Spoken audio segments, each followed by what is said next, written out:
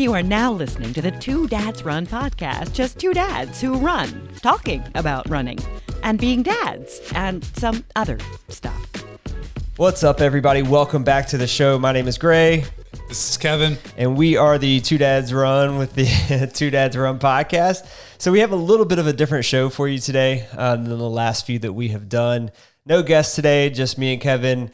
We actually haven't seen each other in a couple of weeks. So how's everything been going, man?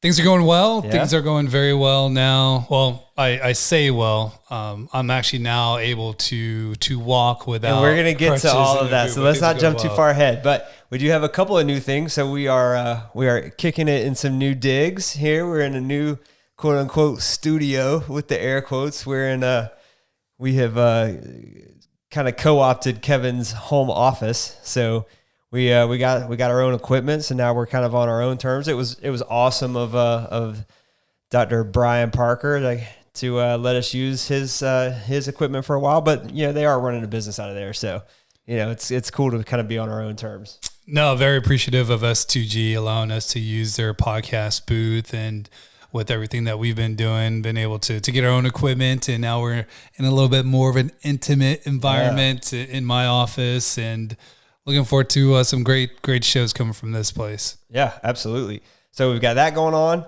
And I guess the real reason for the episode today of just the two of us is that we both ran some races recently. And obviously you've heard us talk about it ad nauseum over the previous, five episodes. This is episode 6. We have been talking about ourselves quite a bit. Yes. Yes. Yeah. So we've been talking about these races for a while now. So I guess now is the payoff. You'll get to hear a little bit about them. And we'll actually start with Kevin's race. So in case you forgot, Kevin ran a 100-mile fundraising event to benefit Fuck Cancer.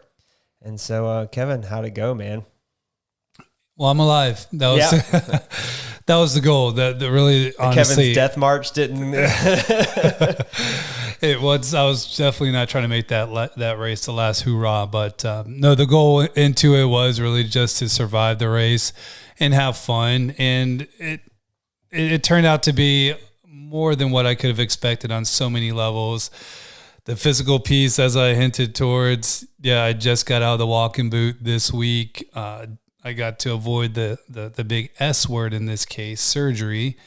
But then, as you mentioned, with the fundraising piece, so with the Fuck Cancer Foundation, we did raise quite a bit of money, more than I anticipated. Nice. And cannot wait to get all that money over to that foundation. I mean, look over here. There's the checks right there. So we awesome.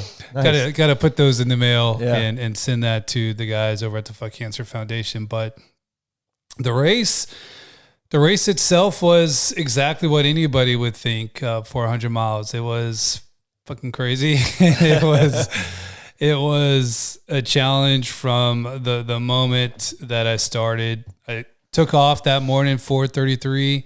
That morning, significance of 4:33 is that with the coaching that I do for endurance and triathlon is 4:33 endurance team, and that was one of the reasons why I got out that morning. But that morning was really kind of set up to be a great race morning. I mean, it was nice, cool weather.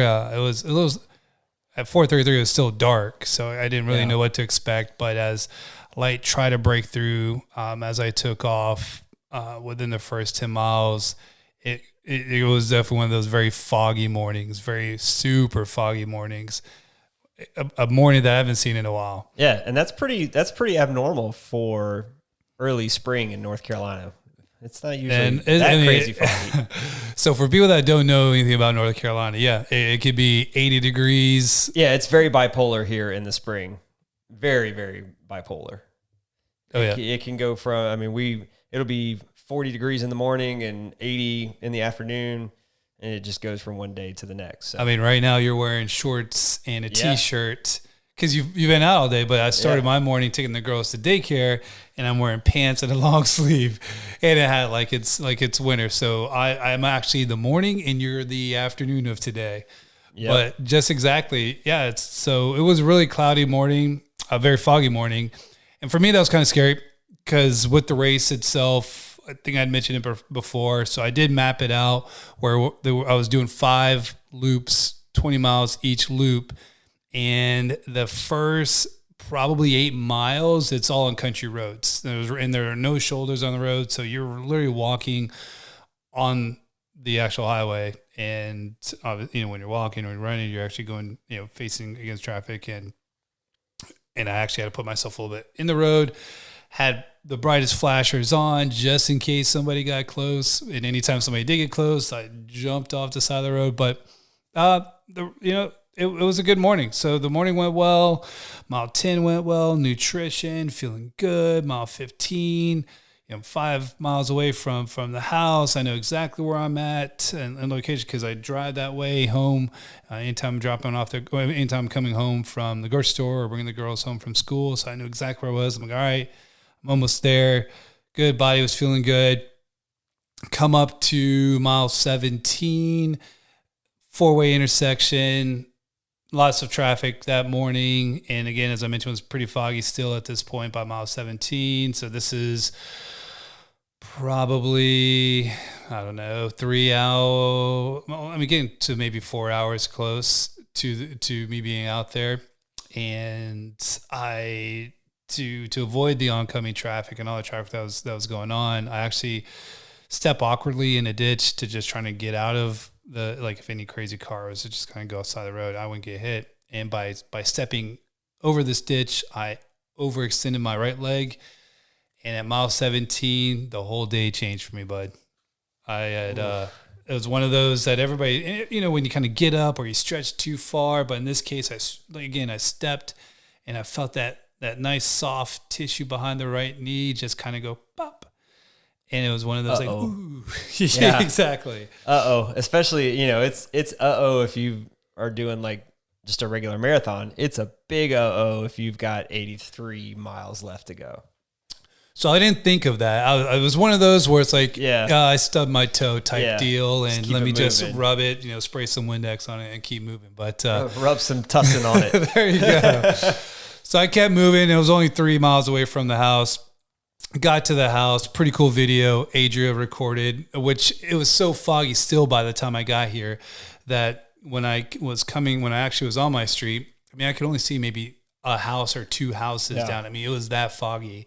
But then I could see some silhouettes, and it's actually Finley and Farah. So by the way, my 2 daughters, my oldest 7, Finley, my youngest Farah 5, were right there. So they were waiting for me after the lap 1, and they ran with me. Adrian recorded that video, so I always had that, so that was cool. And came back, and then also a nice surprise, which I had not anticipated. One of my good friends from work, Greg McLeod, his wife, super badass. She's half marathon runner, and I remember her from years ago. We've connected, but years ago, I remember being in her kitchen talking about running, and she had never actually raced, and here she is, supporting me, and she was like, I'm gonna go run 7 miles with you. I just run the first 7 miles. Well, take off for the second one, and I'm feeling okay. Could definitely feel that tingling in the right leg still going. Yeah. And another buddy of mine in the neighborhood, Lee Eason, he ran with me. I'm starting to feel kind of like the Forrest Gump movies going on as I'm running. I'm just attracting more people to run with me. Everybody looks like fresh and clean. Growing a beard halfway down your chest. It was it was definitely something, a sight to see, because I had my pack, I had my nutrition. That time still, I had my headlamp, so I was all geared up. And then the people running with me, it's like they just woke up out of bed, brushed their teeth, showered up. I can imagine what people passing you on the street were thinking.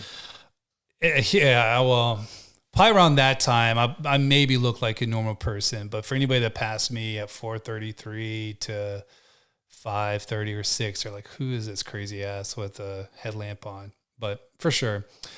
But continue on to the second lap. So second lap is going, obviously second lap would have finished through mile 40. And about mile 26, the wheels really started to kind of slip off a little bit. And by that point, my neighbor Lee had dropped off, and Trudy, she was running, and she actually hit the 7 mile. and she wanted to keep going. So she hit 10 mile and then she kept wanting to go. So I was like, okay, great. But I'm actually having, at this point, I'm coming to a very slow run, and I felt bad because she wanted to run. And then it got to mile 12, and by mile 12 for her, which was mile 33, for me, it was complete walk by then, bud. And then mile 30, so then she finished her 13.1. Her husband, Greg, met up with me. I was out of water by that time. And fortunately for him being there, he actually had refilled my bag. And they kind of just gave me a high five. Like, hey, man, you got this. Keep going. And that by that point of the day, now the fog had completely gone, had actually left. And it's now probably 85, beaming. The first, probably hottest day of the spring. Yeah, no clouds. It absolutely was the hottest day we'd had so far. Yeah, I mean, I remember waking up and kind of checking my weather app, knowing that you were already pretty deep into your race. Had to take Charlotte to swim lessons and all that stuff, so before I could get over here. But yeah, I remember looking at it just, oh man, poor Cavi's out there. You know, he's out there probably dying because I mean, there's also that acclimation point, right? So we come from winter. I saw a tweet at one point that said, 60 degrees in April and 60 degrees in October are two very different temperatures, right? So when you're coming off of winter, even though as mild as they are here, that first 80-degree day, man, that's hot as hell. Or at least it seems that way. Whereas in, July, we're begging for only an 80-degree day here. Where it's like, hell yeah, it's only 80 degrees outside. It's a beautiful spring day. It went, my body, I mean, because when it's fall, you still have that mist from the fog, from the clouds, kind of just keeping your body temperature cool. But by that time, not only was my leg hurting, but then I hadn't trained too much because I didn't train too much in the heat because it wasn't hot obviously through the winter here. So that was something I was like, okay, I can be prepared for this. I've got water. I'll be okay. And let's see, this was now getting close to 30, probably about 30 mile 35. And then your crazy ass, I hear honking over my right shoulder on another busy road. And I look over and it's you heading towards my house. And again, looking at you all freshly cleaned up, all dappered up, and like, you got this, Kevin. And in my eyes are saying, go to hell, Greg, because man, I was ready to rock and roll. And I was feeling good because I had a race the next day. Exactly. So, but seeing you was great because that actually did give me an extra incentive and motivation to get home quickly because I knew that's where you were going to be. I knew that Stranger was going to be, and I knew that I could check up on my leg, change my socks, obviously replenish my nutrition. And so came back mile 40. So mile 40, you were here. You got to see me in a little bit of pain. You guys were great. You and Adria making sure that my leg was tended to, got the Theragun out, replenished my nutrition and did a little pep talk. We also did on a Facebook Live, me coming in. And I know I didn't look too hot on that one. Yeah, man, I actually I had borrowed some podcasting equipment from my buddy Michael Turbot. And we were going to do a live, quote unquote, live remote from Kevin's front yard while he was out here running this thing, but doing I think I went for 9 minutes live on Facebook Live. And I was like, holy shit, like that's really hard to do by yourself. No one to kind of play off of. We always have each other. Most of the time we have a guest as well. It's a whole different ball game, brother, when it's just you and that microphone. So I was like, yeah, you know what? I'm not sure if I'm quite ready for a solo mission yet. So, we'll do a little Facebook Live action and we'll do a little recap episode. Cause yeah, man, that it's tough. Well, I'm glad. Not as tough as running 100 miles though. So I'm glad my pain and that interview, me in pain was very helpful for you with those 9 minutes. But no, I mean, so we got here 40, you helped me out again and got me back out. And I remember you and Adria just kind of really mentally pep talking me because it's mile 40. And if you read about, or if you talk to anybody that does ultras, the race begins at mile 60. So mile 60 is really when your race begins because that is I mean, and I'll go into that, what happens to your body at mile 60, but it was cool because you took out for the first 3 miles with me. And just like the lap before, we're walking, and then neighbors start, coming out and talking. And I remember coming, I mean, and goodness, so not even a big hill. And I go running this, I've ran it maybe about 1,000 times, this hill, and it's not even a big hill, but just walking up that was, I mean, so at this point, I remember it's like more so my calf. But you think of maybe about like a 12-inch slim, very sharp dagger just going like straight in your calf, but going from the bottom up. Every step was just like somebody's just stabbing you from the bottom up in your calf. And, so every foot or every step that I took my right foot was just very light. And so my left hip, my left leg is bearing all the weight. And that's at mile 43, and we're in my neighborhood. And we're not even at the real race at mile 60. Yeah. But it was cool. We bumped into, again, new neighbors we didn't know. They asked, hey, what are you guys doing? And we got an opportunity to tell them what we were doing it for, running a 100-mile ultra for Fuck Cancer Foundation, and just how they got really motivated. And like, you guys really need to put that on the neighborhood post. And, you'll be amazed as far as how many people will be wanting to support you. And that's kind of been the neat thing that, that was kind of the neat thing for me throughout the day, is because just these little interactions throughout the day is what kept me going. And had none of those things happen, I might have even finished sooner. But anyway, so going out there, you left me at mile 44. And thank God Adria picked me up, dude. I was like, man, I've been walking a really long time. I'm going to have to walk all of this back. And then next thing I know, I look over and there's Adria in the car. And I was like, yes. Screw you guys. Yes. Lord forbid I walk 6 miles and, So, yeah, you left me at mile 44, and then it was just my mind and my aching body from mile 44 all the way to mile 51, 52.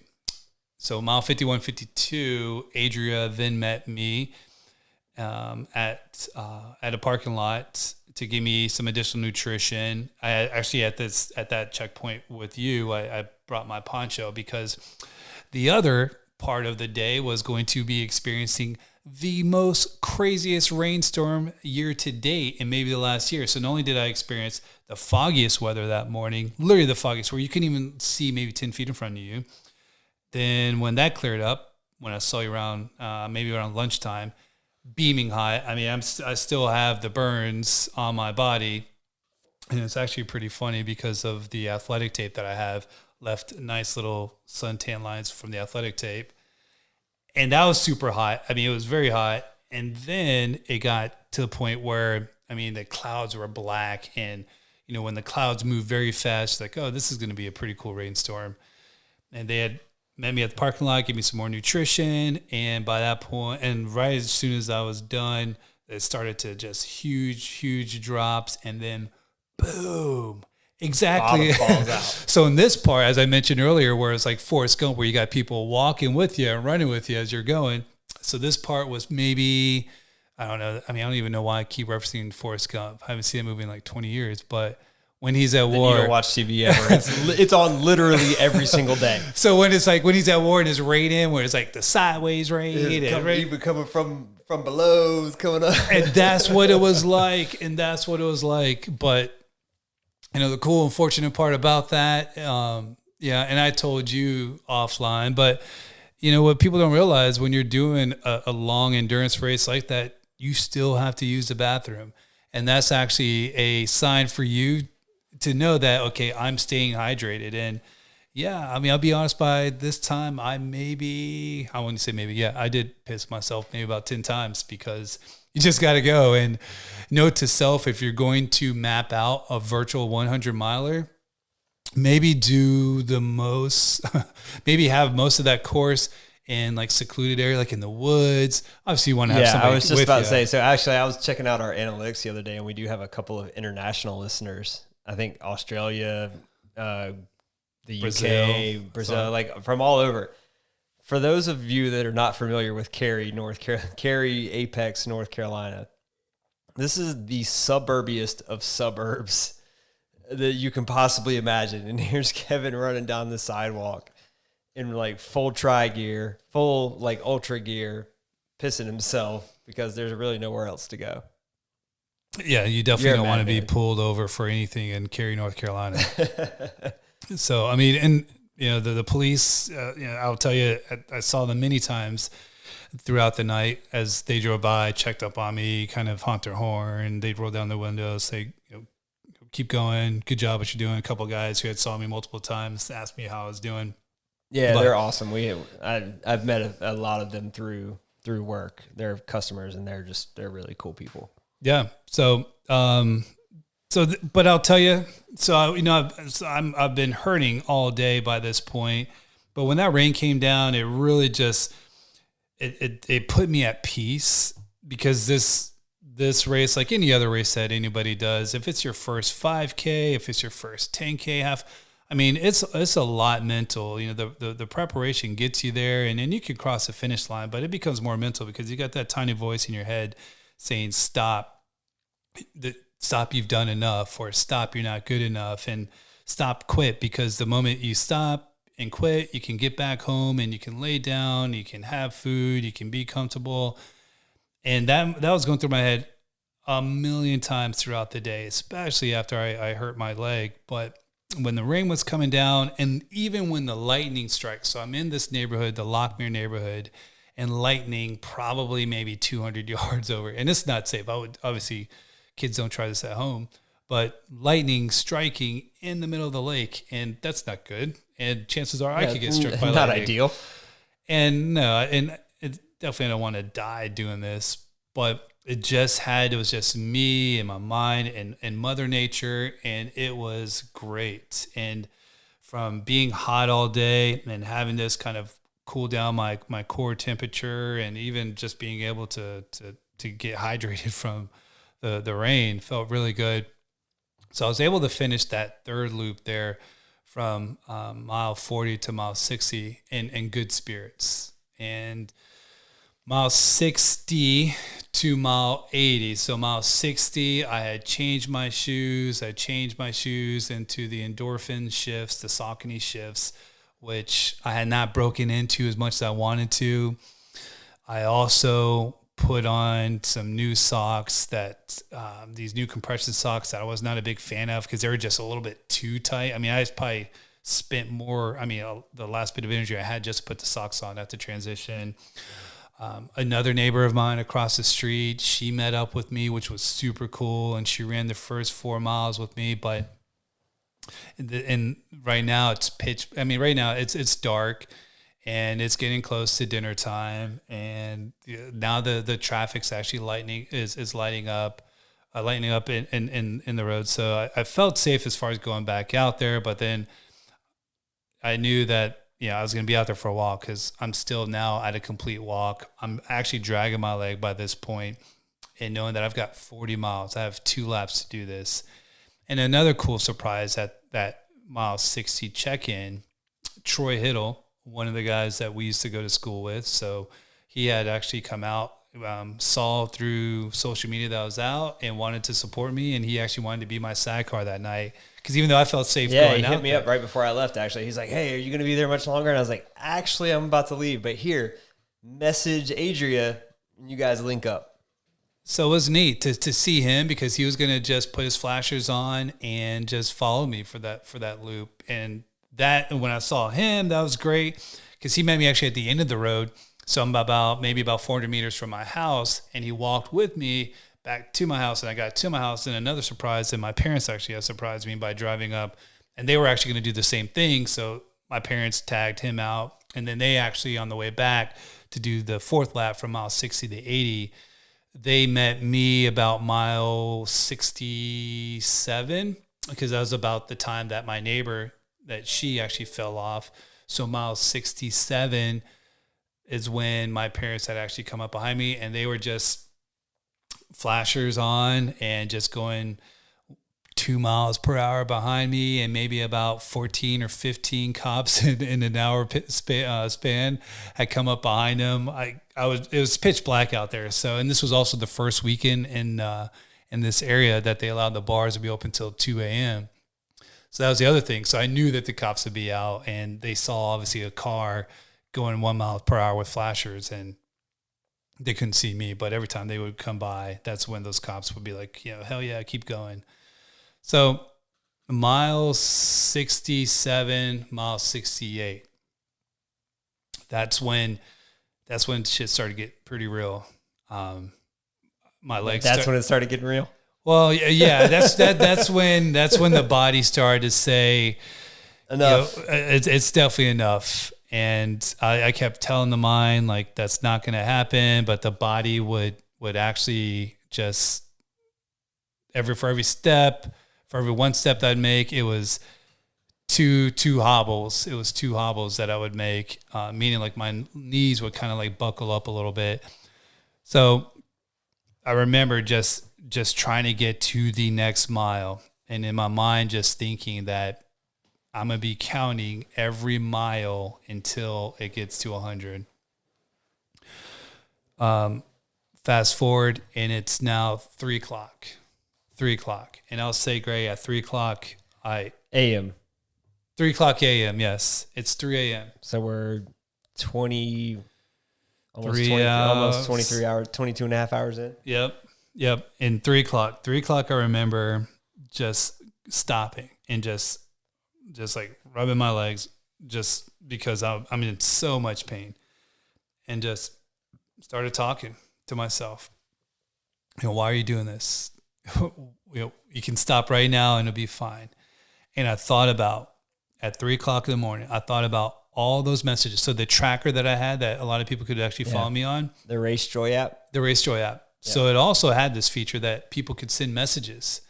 And then the Race Joy app would actually read the messages aloud.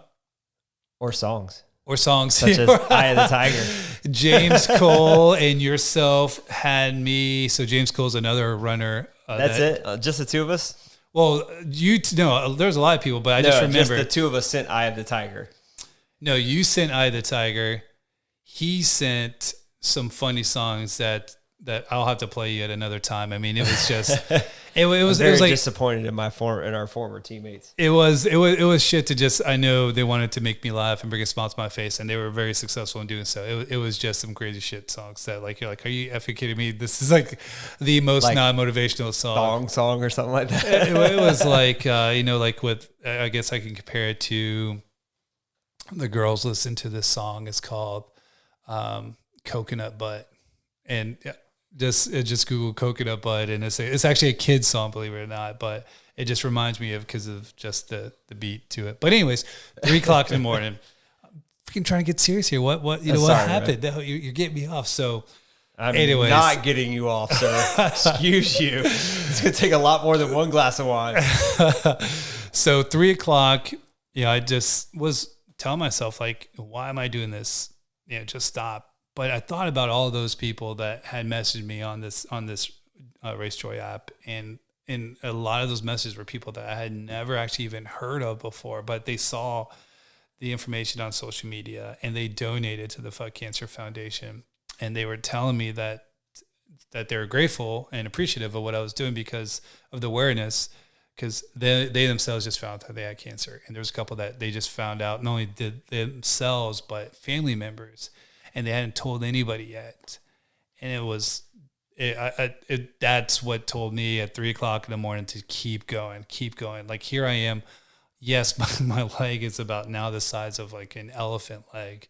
I mean, from the ankle up, and blisters. I mean, again, my toenails are about to fall off here soon. And I kept going, man. And I kept going. And at mile 76, lights out. So I hit the concrete for a few seconds, got back up because I felt like I knew what I needed to do. That point, it was just my dad in the car. He had gone back home, dropped my mother off because it was obviously very late. Yeah. That point, because where I was at in downtown Cary, he couldn't be right behind me, so he had to be on the far right of the road. And in order for him to get close to me, he had to do a U-turn and just come back facing me. And by going away and turning and making a U-turn, he got pretty much out of sight. And the moment he was completely out of sight and it's just me, nobody else, boom, is when I hit. And knowing that, it's just like almost my body knew that. It's like, okay, you hit, Yeah. get up. It's almost like survival mode. Like you got to get up, and got up, put myself up on like an electrical box, sat on it, and just text him, text Adria, like, I'm done, come get me. And then he got me and pull me into the car, and obviously the whole body seized up just like instantly, and got home, and I'm shaking uncontrollably. I'm trying to take down fluids. They're putting ice packs on me. They check my temperature. I'm like at 102 degrees, and they're like, do we need to call the ambulance? I'm like, no, I got this. But here I am, just not doing well at all. And and my race was done. My race was done at 76 miles.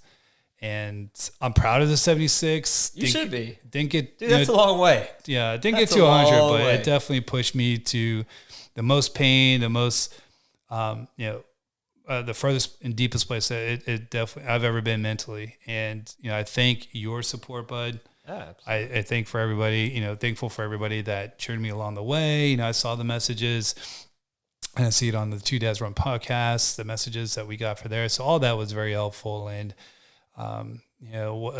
just as far as like lead up to today. So next day, so I actually had to stay up a little bit just to make sure that I wouldn't die of my sleep. So I stayed up for a while and got up. Adria was checking on my pulse, and we actually had an IV nurse come in. IV nurse came in so this was Sunday afternoon. So I don't even say next morning, it's still the same day.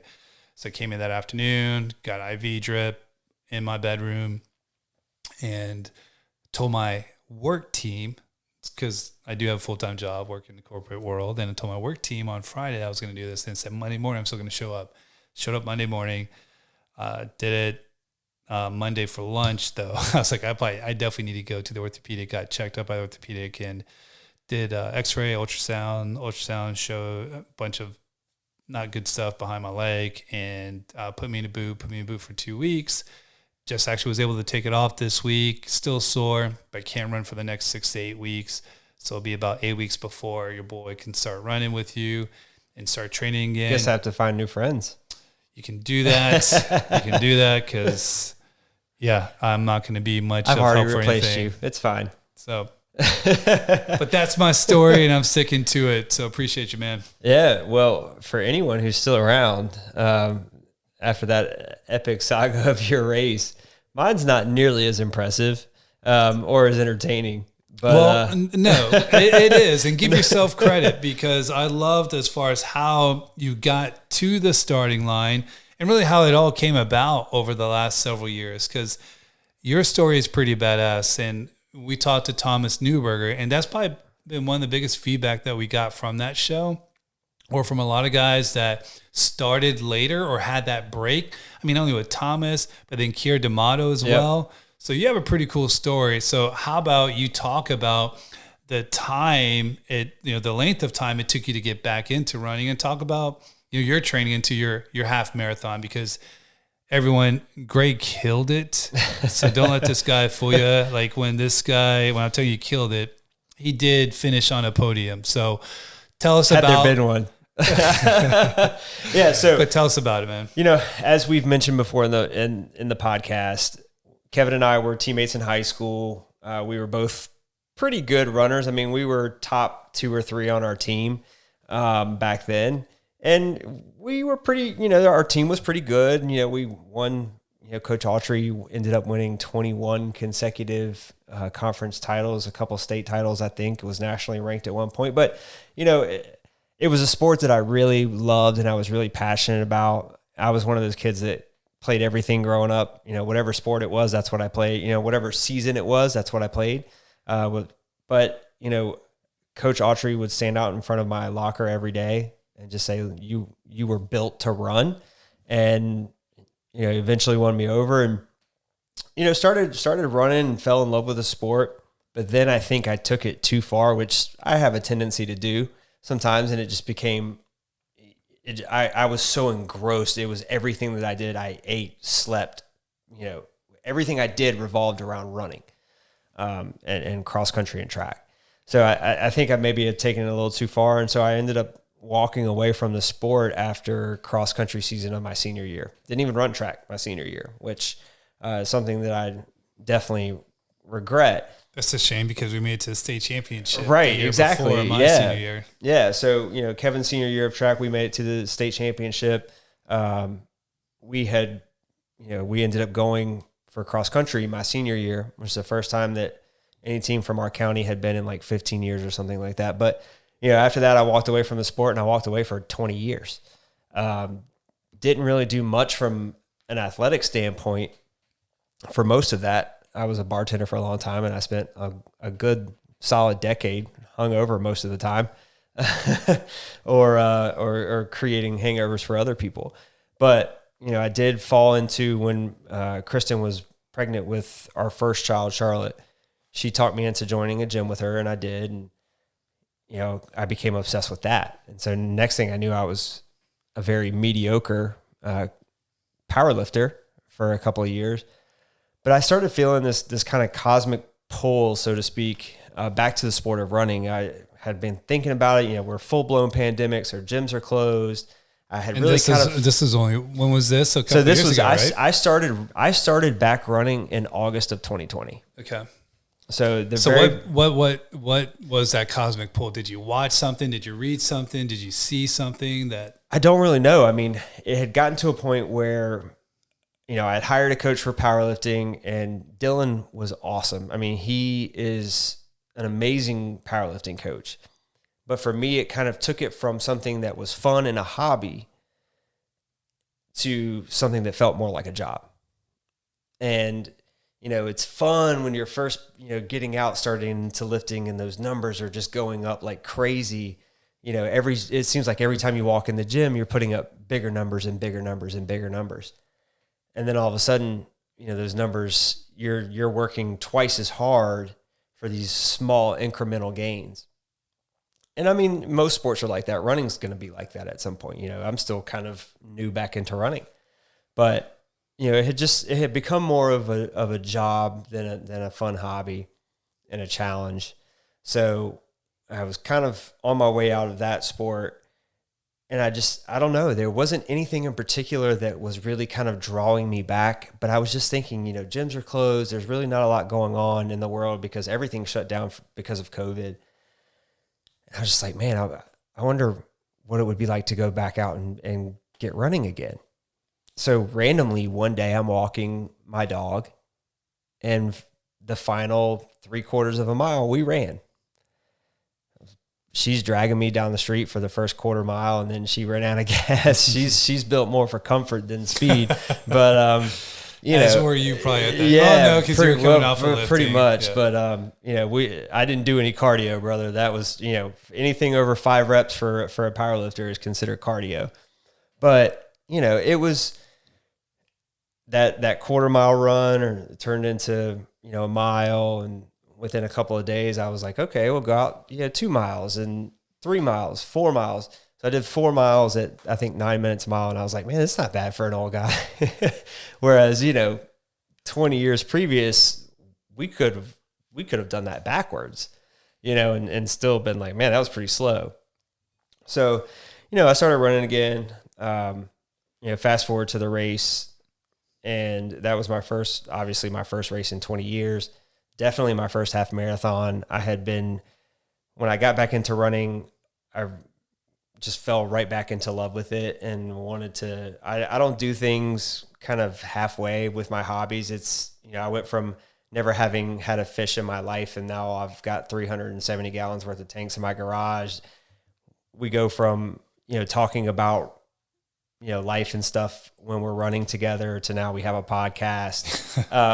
So naturally you get back into running. We're a deadly combination. Yeah. It's either we're all in or we're not. Yeah, exactly. We don't do anything half-assed. So, when I got back to running, it was like, okay, I want to run a marathon. Never done it before. Seems like a pretty difficult thing to do. We're going to do that now. So kind of started training for that. Kind of started, that's not really a combination that goes with marathoning, I wouldn't assume. But, it was kind of one injury after another. You guys heard Dr. Lee Welch on our podcast for the first episode or second episode. And, I was in his office quite a bit because I was just picking up all of these injuries. But anyway, it led to the race, my first race in 20 years, and I ran the Cary Greenway Tour half marathon. It was a course that I run all the time. How was the turnout for that? Because, I mean, it's in a beautiful spot in North Carolina in general. Yeah, no, it was pretty good. It's one of the first few races that kind of opened up. Right? I mean, it was really pretty small, actually. I mean, I think the half marathon only had about 160 participants total. I know there was 88 guys that I remember. It was an in-person event, which there aren't many of those going on right now. And it was really pretty well done, to be honest with you. It was it was a wave start. They would let two of us start at a time. They had us in different waves. And I mean, the course was great. Like I said, it's something I run all the time. It's literally right outside of my door.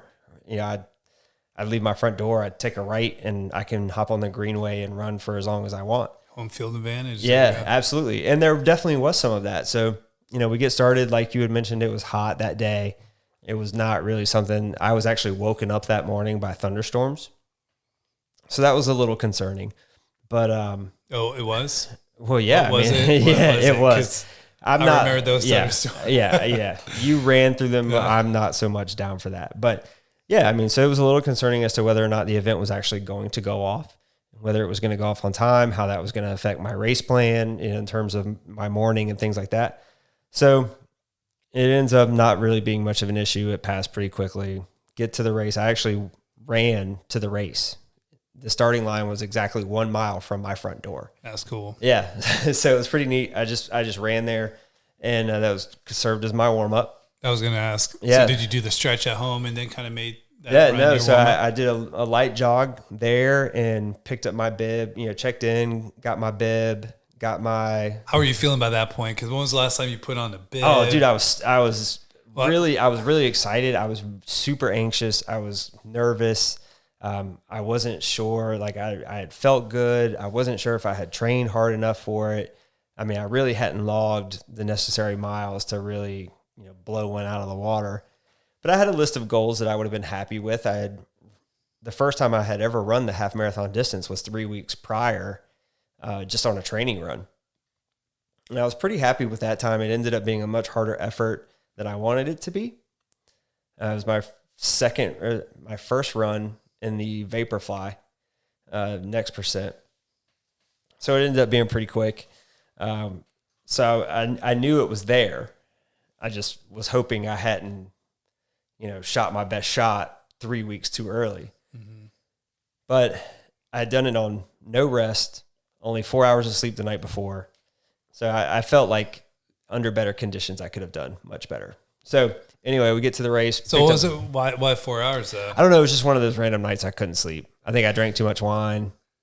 So you came and hung out with me for a little bit. You hung out at the house. Oh, no. This was 3 weeks prior to the race. This is not the night of the race. You're talking about night of the race, 13. I slept great. Shockingly enough.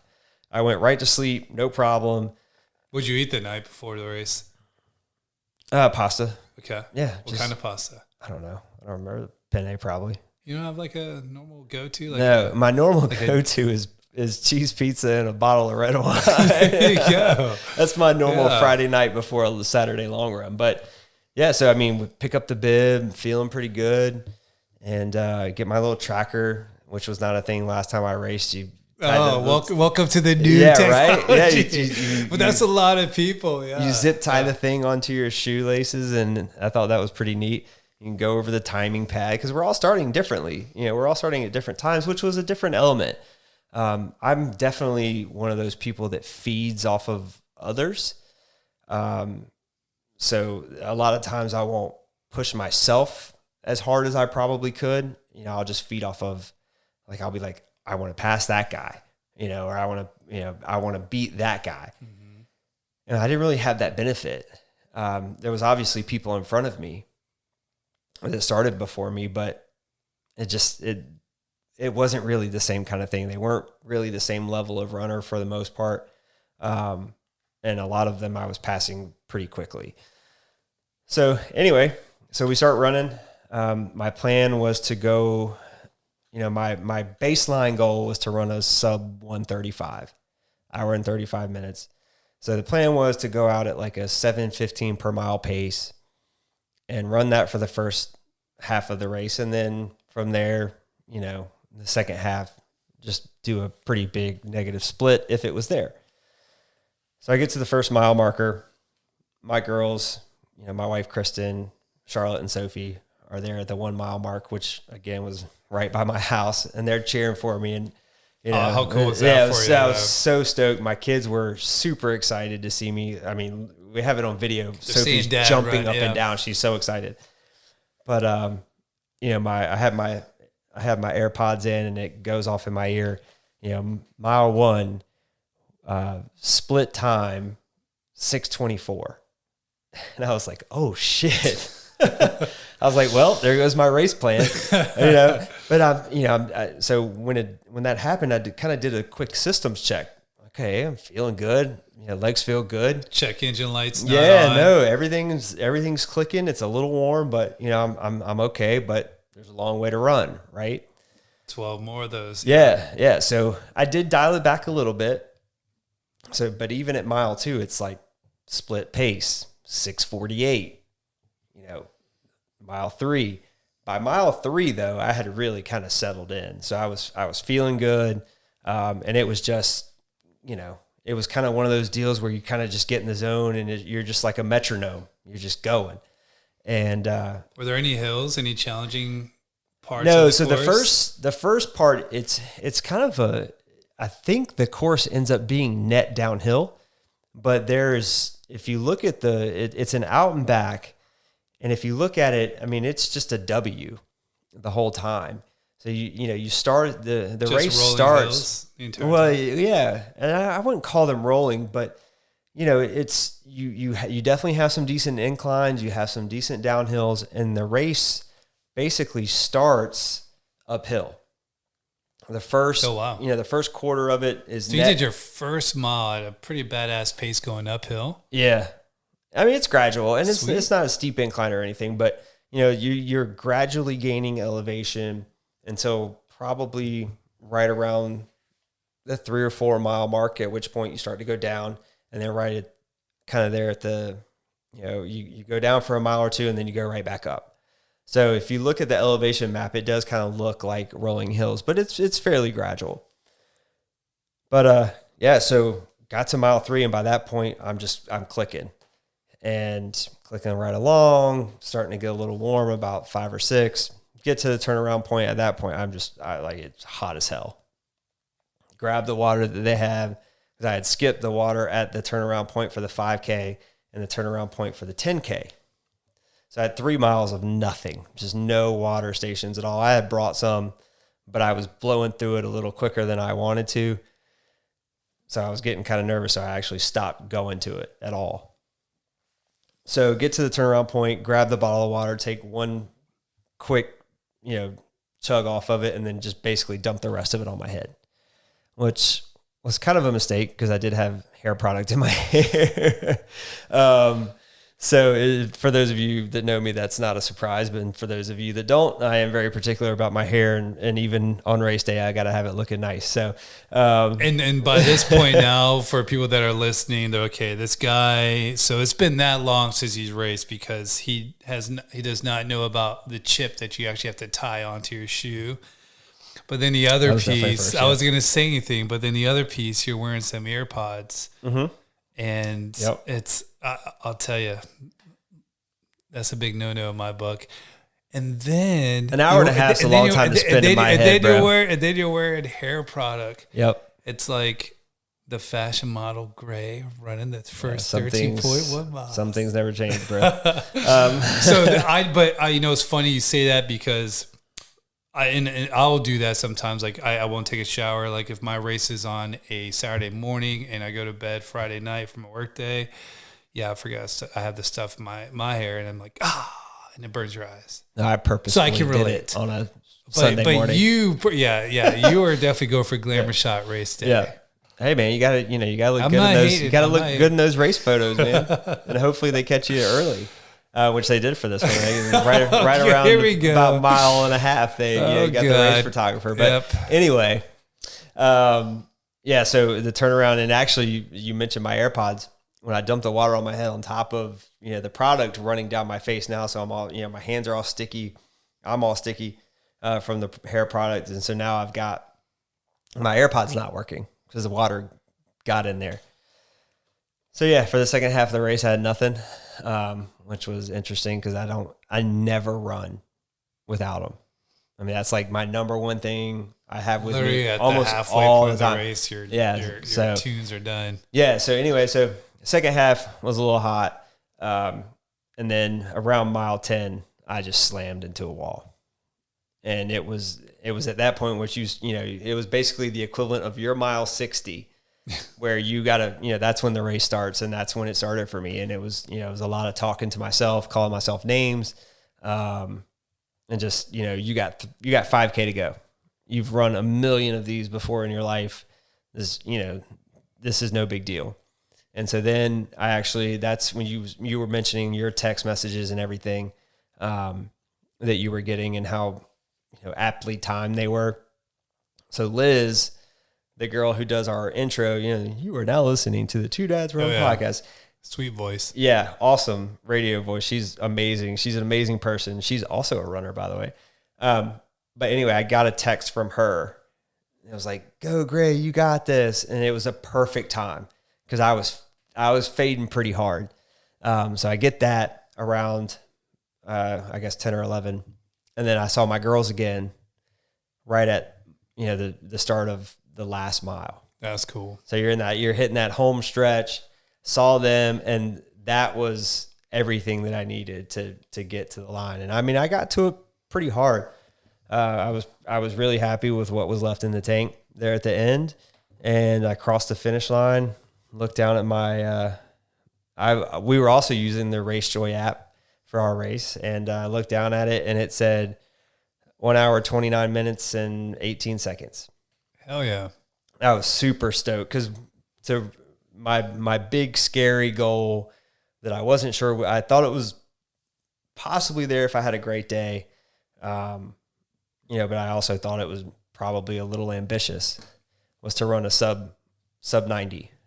So got there. So that's a 6:49 a mile pace over 13.1. So yeah, man, I was really excited with it. I was really happy. Felt good. Finished third overall. It was far from an elite field, but I was really proud of the old dudes, man. The guy that won was 52. Every single person in the top 5 was at least 35 years old or older. Yeah. So yeah, man, it was awesome to see the old dudes represent a little bit. And yeah, I mean, it was cool. It was good to be back out there. And now we, logged some miles over summer. And I think my next race that I'm planning on doing, I'll probably do some shorter distances, but goal set on the Outer Banks Marathon in November. And we'll see. Beautiful place to be. Yeah, but man, we'll see what happens. Congratulations on your podium spot and Appreciate being it. out of the sport for such a long period of time. And no, it's an amazing story. I've heard it already a few times, but it's great to hear it again because, I mean, that's what it's about. It's just going out and really all you're doing is, let me just test myself. Let me just try to be the best version of myself. And look what it did. It got you. You're able to crush some goals. Your family was out there to do so. And now you're looking out for another race. But one of the things too, because I think what's also neat is you and I have been able to challenge each other quite a bit since we've reconnected. I mean, we've known each other for over 20 years now. Because about this time last year when you and I just kind of started to run and kind of talk about some things and what we've been able to do over the next year. But so what are some of the, you talk about those scary goals, so those BHAGs, those big, hairy, audacious goals. So what are some of those things I've never heard that before. You just threw that out there like welcome it was to the corporate world. Normal everyday speak. I've got work mind BHAGs. still. Like BHAGs. what did you just say? So we're going to talk about Excuse your you? KPIs right now too, Gray.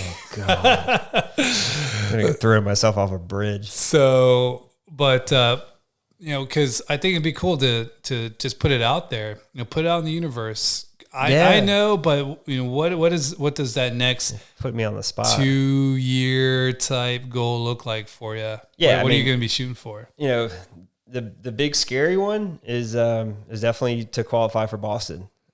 But before that, I got to run one and finish one. There you go. Yeah. So run and finish a full. Really pound that mileage away, and I'd never broken 100 miles in a month before my half marathon. For the month of March, I hit 112 miles. I was at 99 miles, towing the towing the start line for the race. Oh, okay. Yeah, I was at 99 miles, towing the start line for the race. So obviously, that's not going to get it done for a full.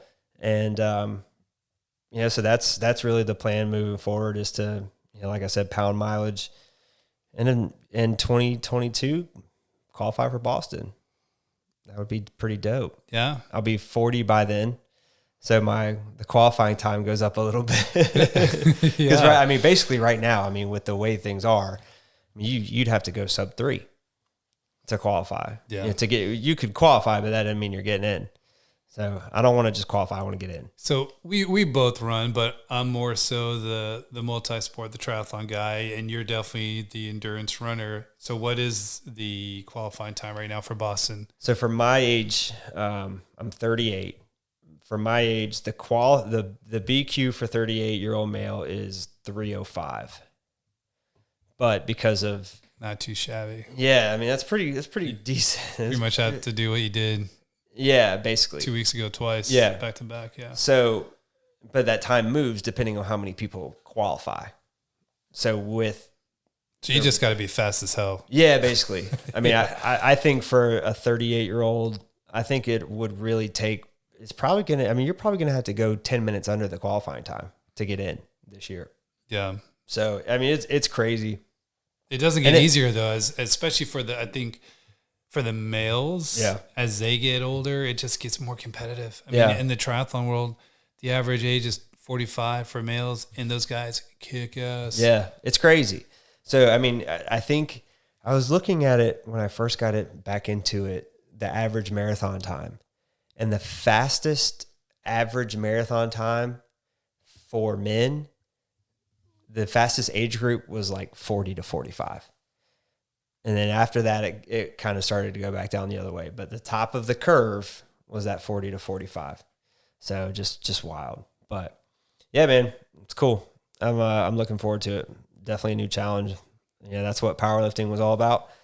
Kind of challenging myself to see what I could do. I was always the tall, skinny, lanky kid, and I wanted to see how much weight I could move. And now we're on to a different challenge, just like you, starting with running 5Ks and running collegiately, and then doing triathlons and ultras. It's a pretty big departure from where we started running, the 4x8. I know. And as we bring it full circle, but it's us being dads. I think for me, and I know for you, it's being role models for these little beautiful girls that we have. And that's, what's kind of been fun with this show is we can talk about stuff like this and why do we do it. And this is another one of those things, like, what can we do? You know? Exactly. So it's been fun, and looking forward to hearing and to be running soon, hopefully alongside you as you train for the Boston, and pushing each other to do good shit. So, because you got a big BHAG coming up. Oh, look at you! Yeah, you got a big hag coming up at the end of the year. Tell us about that. Yeah, I've probably said it enough now, but so the Patagonman. So the Patagonman is in Chile. So it's in the Patagonia area in Chile. So just very south of Chile, and you're very close to Antarctica at this point. And I'll be talking more about that in the upcoming podcast shows that we have. But looking forward to, this was, even though I had that on my mind, that was already planned as I was doing the ultra, but the big thing was get through the ultra. So right now, for me, it's, how many times can I say the word now? But now I'm focusing on, because I can't do much of anything, my nutrition, to not allow that to get out of control, and just my core strength to do all that I can without messing up my leg even more. But it's going to be hop serious. on a rower or something. I'm telling you, it's going to be, I mean, it's going to be pretty serious here for the next 6 to 7 months. And so excited. I just can't imagine what that race is going to do for me. We're still planning. We're still trying to plan out the logistics of it. I would love for the girls to come out there, but that'd be probably very difficult for, at that time, they'll be 8 and 6. That's a trek, dude. It's a trek down there. It's a lot, but I would love for them to see Dad do some crazy shit because I don't think they'll ever forget that. But we'll be sure. Adria will obviously come and record, and we'll talk about it with them, and we'll continue to lead by example for our girls, for our wives, and hopefully, you know, for you guys that are out there that's looking to just try something new. If it's just a 1 mile fun run, to get out there with your kids on a 5K, because a lot of 5Ks have that, go do it. But be active, be healthy, have fun, and you know, let's just continue to build an awesome community of just fitness, man. Yeah, and you know, you never know, you might surprise yourself. Exactly what you're capable of. So, well, man, you know, put a bow on this one. We've been going for an hour, so for the 2 or 3 people that are probably still with us, that have give us some credit. Yeah, this is a little further along. It's more than that now. That have made it this far, but yeah, we thank you guys for listening. Look forward to bringing you some more shows. If you haven't done so already, please check us out on social media. We are at Two Dads Run Podcast on pretty much everything. Two Dads Run Podcast on Facebook, at Two Dads Run Podcast on Instagram and YouTube. If you want to reach out to us, please feel free. You can always hit us up on the DMs on Instagram as well as through email at twodadsrun@gmail.com or Gray at twodadsrun.com or Kevin at twodadsrun.com. And we'll talk to you next time. Talk to you later.